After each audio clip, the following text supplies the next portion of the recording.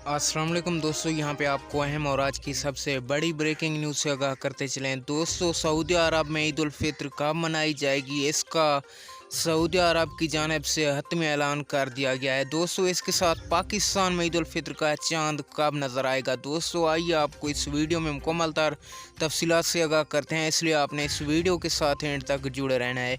लेकिन उससे पहले वीडियो को लाइक करके चैनल को सब्सक्राइब और उसके साथ बेल आइकन को ऑल पर सिलेक्ट कर लें, ताकि इस तरह की वीडियोस का नोटिफिकेशन आपको हर वक्त और सबसे पहले मिलता रहे।